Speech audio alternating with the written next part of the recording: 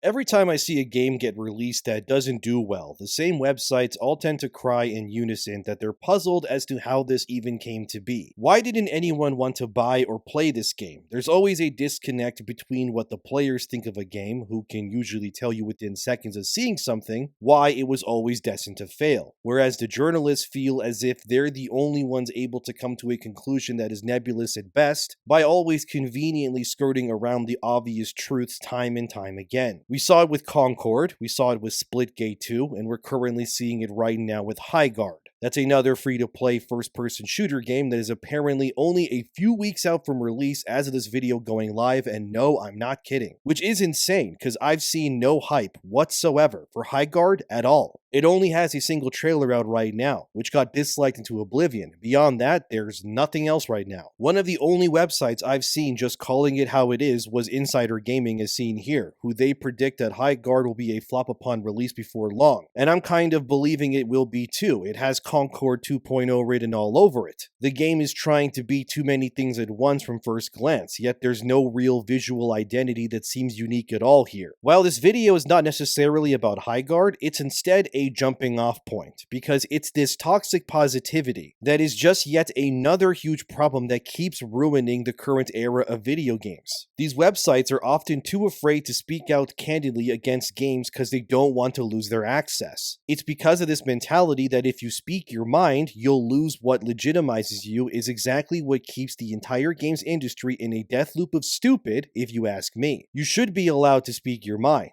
even if people don't like what you say. I think pointing out issues is not exactly as toxic as some would like to think it is, because pointing out issues in a game or movie shows that despite the stupid choices being made, that people are still to some degree passionate about it. It means that people still care is the point. I had a video from a few days ago where I spoke about No Rest for the Wicked and Diablo 4, how Mike Ybarra, that's the former CEO of Activision Blizzard, got into a public fight with Thomas Mahler, the CEO of Moon Studios, over the heart of video games. The gist of it was that Thomas Mahler believed it was due to people like Mike Ybarra that the state of AAA gaming development today has been ruined for the most part, because the people in charge don't really care about the integrity of video games at all. They're no longer hiding it either. To these CEOs, video games are not works of art. They're just vehicles to push new microtransactions and ways to price gouge the consumer even more. In my opinion, Thomas Mahler, who's currently making No Rest for the Wicked, which is basically Diablo meets Dark Souls but also a roguelike kind of, he was right in pushing back against Mike Ybarra's words, because the public distrust of video games and that toxic positivity is a real symptom of people like Mark Ybarra who allow franchises and studios to make things that are not really meant for anyone these days. Again, the fact that Highguard even got greenlit in the first place has to puzzle you, because there's no way a single person on that development team looked at the idea of that game genuinely and went, oh yeah, this is going to be amazing and resonate with people. When the public reception to Highguard was likely nothing close to what the newly formed studio believed, it is, like I said, it's just Concord all over again. I remember trying Concord during its beta and being genuinely confused by what I was playing. There was nothing really unique about anything I was doing. It felt like Overwatch but worse. Part Call of Duty meets weird creature designs, and nothing about the game made any sense to me at all. After playing the beta for less than an hour, I had the horrible realization that Sony probably just wasted hundreds of millions of dollars on their biggest incoming flop ever so far. And then when Concord came out, nobody was surprised by its reception besides the actual developers who worked on that game at Firewalk Studios. A studio that was built from the ground up to make Concord, only to shut down mere weeks after launch. As reported by Eurogamer around the launch of Concord as seen here, the game was plagued with toxic positivity, as insiders told Eurogamer. And crazily enough, Sony actually believed that Concord could be their own Star Wars, which definitely did not happen. And when I look at Highguard, I see Concord happening again in real time. It's as if the games industry doesn't learn any valuable lessons at all these days, and they're just stuck, like I said, in a loop of stupid for the rest of time. As some journalists confirmed here, Concord was run amok with toxic positivity slop because the team was made from ex-Bungie developers, meaning the game was under the talent of developers who were considered too good to to fail at anything they created. Yet what ended up happening was a first-person shooter that got axed in 2 weeks after years in incubation, that had pronouns unironically on the select screen of each weird creature that you could play as. Concord's digital footprint was so much of a nothing statement that even the gooners online didn't even care to make any Rule 34 art of any of the characters in the game. You know how bad your game has to be from an artistic standpoint that not even the gooners want to make lewd art of your game? Like I said, it had zero cultural impact. Yet games like Concord or Highguard are apparently what the industry still wants to push anyways. These games that are not saying anything unique, but also don't press any buttons to annoy people and just frankly exist in this, oh, the game will be fine, don't worry mentality. Circling back to that PC Gamer article, which ties this all together, it was interesting to see that PC Gamer would end up attacking Thomas Mahler over his conversation with Mike Ybarra recently, because they view Thomas Mahler as some sort of villain, I guess, for speaking out against the games industry and its lack to actually give players what they want. When in actuality, what Thomas said to Mike Ybarra, like how Diablo used to mean something until Activision Blizzard ruined the entire franchise due to corporate greed, that was the real story that actually resonated with the common people. As PC Gamer says at the beginning there in the first paragraph, they believe that No Rest for the Wicked's biggest obstacle is not finding an audience or price, but they believe that Thomas Mahler is the issue instead. Of course, a publication website that constantly fails to resonate with users and instead conveniently tiptoes around issues all the time in order to keep their access to video games would of course say this, and this is exactly what I mean. This is why this stupid loop of yes men nonsense keeps happening. These journalists, the websites they work for and more are not here to give you, the reader, a balanced take anymore. Most of the time, the articles created come off more like lectures, as if they're disappointed that users would ever step out of line or have thoughts of their own. We've already seen plenty of journalists leave the industry altogether, claiming the reason why is because of the toxicity of the readers. Actually, if you ask me, the toxic ones are the journalists instead. They're just mad that they can't lie to you anymore like they used to. Which is why this hit piece on Thomas Mahler by PC Gamer needs to be exposed by someone like me, because unlike PC Gamer, I'm going to just tell you why they're targeting Thomas the way that they are here. To make it simple, they want to make an example out of him, that if they can successfully ruin No Rest for the Wicked and cause the game to fail, it will mean they have legitimized their power in the long run. That's really what these journalists want after all. They want to be the alpha and omega to what can be considered the truth or not within the industry that they operate in. But they've since lost the goodwill and trust of so many due to being consistently wrong like this that it's almost always backfired on them instead. It's insane to me that PC Gamer would even attack Thomas in all honesty, because I thought journalist,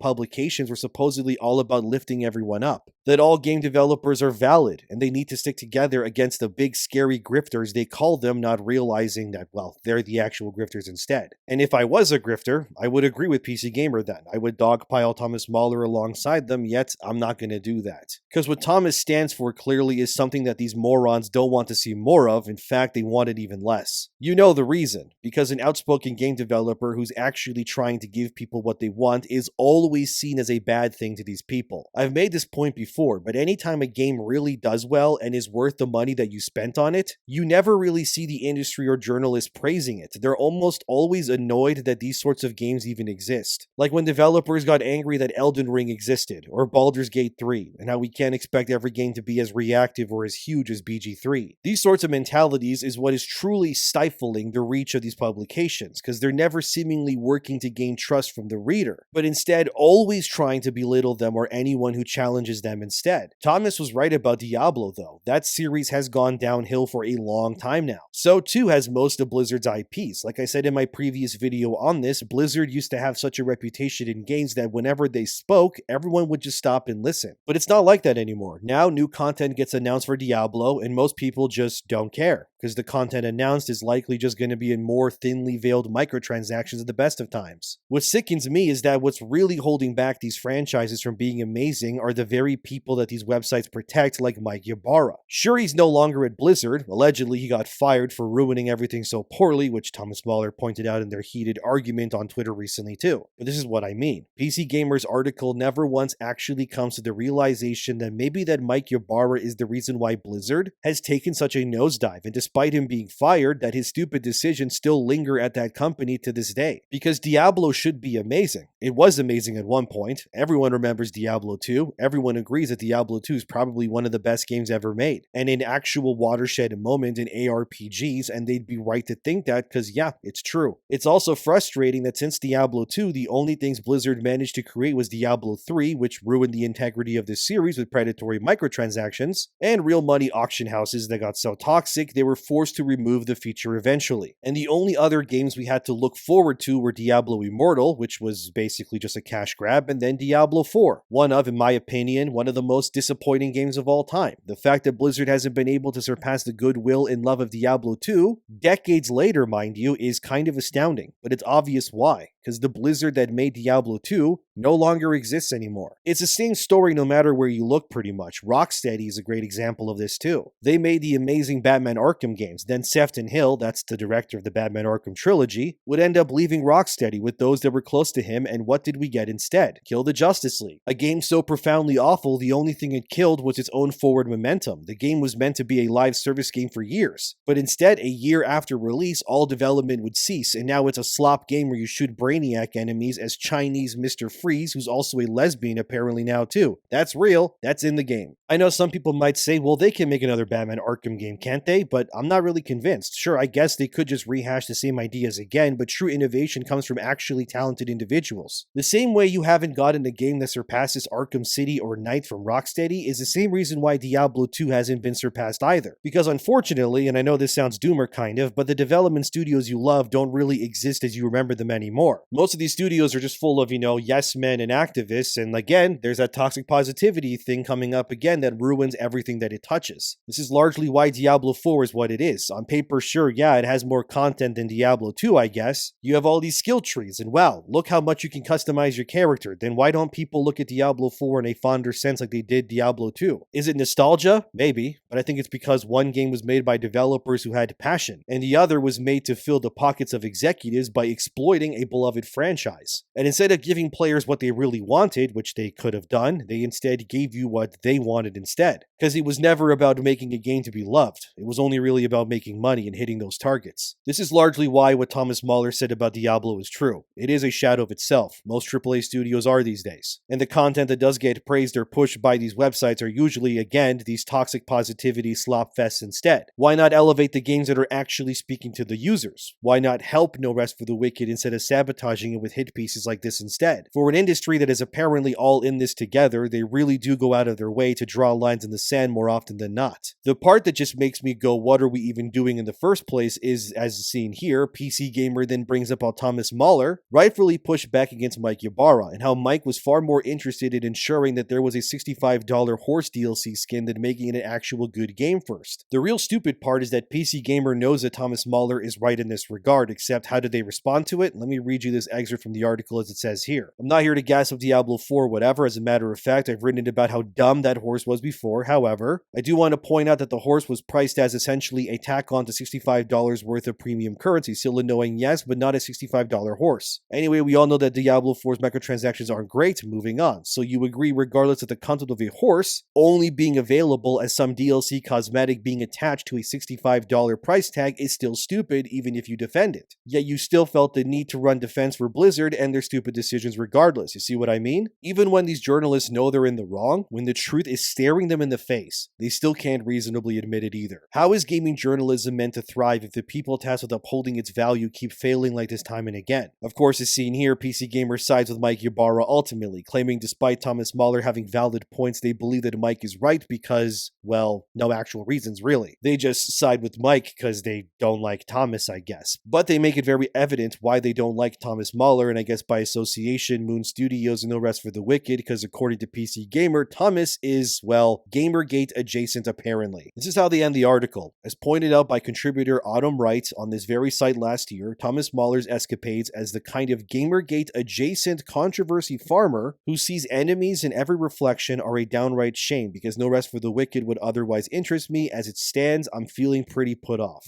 Ah yes, the convenient Gamergate whataboutism tactic. Never change, PC Gamer. There's nothing Gamergate like like about what Thomas Mahler said at all here. The reality is that the gaming journalism press just believes that their word should mean more despite their collective power being greatly diminished these past few years alone. I always find it rather pathetic when these journalists claim that Gamergate is somehow some term they can just throw around whenever they want and claim it somehow disvalues whatever they attach it to instead. You do understand that Gamergate existed simply because of the ethics in games journalism, right? Almost as if the very beast that you guys run from and are constantly terrified of would never even had existed in the first place if you types just did your jobs like you were supposed to. Like I said, there's nothing Thomas said here that is Gamergate-esque at all. All he said is that executives have genuinely ruined video games because they only care about lining their pockets than making great art. That can't even be debated. It's just the truth. Diablo 4 compared to Diablo 2 is a clear example of this. How is the fourth game in your series with decades of harsh lessons learned still not able to resonate like your second game in the franchise? It's because these people don't learn anything from their mistakes. It all ties back to what I talked about in the beginning: toxic positivity. They don't actually address the issues at hand. They just take what they want from the corpse and then forego the rest. Clearly it isn't working, but they don't care either way. This is why we're seeing a rise in AA and indie games taking over instead. Reese Elliott of Alania Analytics recently shared an update on Arc Raiders, as seen here. Arc Raiders has now surpassed 12 million copies sold. I literally just did a video on Arc Raiders where the last number we had was somewhere around 7 million copies sold, so this is absurd, in a good way I mean. But not only that, in the beginning of the new year, Arc Raiders actually had its biggest single day of daily active users as well, with 3.2 million people playing Arc Raiders at the same time in the new year. This is crazy for a game of this size. Like, that's awesome too, by the way. Yeah, this is exactly what I mean, right? The people who made Arc Raiders, that's Embark Studios, they came from places like DICE, which made Battlefield games mostly. The truth is that the actual talented developers out here are largely leaving behind these AAA bloated studios because they're unable to make the games that they really want to make, because these big studios are being held down by greedy executives who just want to keep making more money. Instead, the talented developers are leaving to make actual fun games again. No Rest for the Wicked is like that too. These sorts of games that want to break the mold, so to speak. And I think that the performance of indies and AA games is proving this time and again. For so long, there was no escaping AAA shenanigans. It was either you put up with it or you just play older games. But now there's a more exciting third pivot, somewhere between the indies and the AAA, where these sorts of games now exist, like Arc Raiders, No Rest for the Wicked, and more. Games that are actually being made because the people involved are not only talented, but passionate too. And I'm sure before long, the industry will try to downplay Arc Raiders too, because it is also eventually going to be a threat to the domination of AAA game development. Mark my words, that will definitely happen. The fact that toxic positivity can rear its ugly head in so many ways is annoying enough, but it's never not going to be less stupid when websites tend to run damage control for the literal people who are also responsible for ruining legacy franchises, while also attempting to villainize the sorts of developers that just want to make video games get better. And I mean, I guess I can see where places like PC Gamer or Mike Ybarra are coming from in a sense, because it seems like, at least based on the data alone, people actually are becoming fed up with how AAA games treat their paying customers. Here's a list of the highest revenue for games on Steam in 2025. Arc Raiders is there, yes, but notice how a vast majority of the highest selling games in 2025 on Steam were actually not $70 games at release. Only 2 games on this list are $70 AAA games. Well, I guess GTA 5 as well, but that game's super old, so it doesn't really count. But we also have with Battlefield 6 and Monster Hunter Wilds. Those are the only 2. Everything else was a lot cheaper. Gee, I guess I would too be pretty mad that the consumers are clearly largely walking right by many of these AAA games and buying games instead that are cheaper and better too. It's all an illusion is what it is. It's as if these people like PC Gamer will always run damage control for ex-Blizzard executives in this case, because they feel the need to stay in the good graces of people like that, even if those people are kind of the devil themselves who ruin games for profit alone. But I think the way Thomas Mahler responded to PC Gamer writing a hit piece on him was great, where Thomas simply said it's almost like reading a Kotaku article. To which I have to say at this point, what's the difference when it comes to most journalist slop these days? They're all interchangeable, really. For a journalist space that claims to want what's best for their readers, they often do go against the very people who are actually offering better experiences, don't they? It's almost so pathetic you start to feel sorry for them, but then you remember they're gaming journalists, and then you treat them exactly how they should be treated. These people don't actually want nuance in the space. They don't want true innovation or developers speaking their mind. minds. All they actually want is for their word to be law, and anyone who speaks out against it to be hammered with hit piece after hit piece, all because those who stand out from the crowd want better for you. Look, I'm not sponsored or anything by No Rest for the Wicked. I'm not defending the game or anything else or its creator because I expect anything in return, but I can just tell when these websites are being disingenuous, which is almost all of the time these days. The fact they always go after the outspoken game developer who tries to do better by their player base, yet they never attack the literal demons who are ruining their favorite franchises should tell you everything. Like I said, toxic positivity comes in many forms. Sometimes it's in a game filled with weird pronoun cat things like in Concord, or a game that honestly looks AI generated with High Guard. Or that same toxic positivity can be the very gaming journalists who never want to actually fix anything because it would threaten their access to games in the future. And when you're more worried that by speaking out you won't get free swag bags in the future, it just tells me that you never really cared about the medium of video games to begin with. Nothing matters more than ensuring video games are protected. And when the very people tasked with this as their job, by the way, can't seem to do that themselves, it's going to fall on others to get it done instead. If the very problems are not allowed to be called out, which they should, by the way, then the endless cycle will just continue ad nauseum. And the more toxic positivity becomes of it, and that's not really something that I want to see. And I feel shame for these publications because they have to know what they're doing is wrong, yet they do it anyways. But what do you think? Let me know in the comments. Thanks for watching, subscribe, and I'll see you guys next time.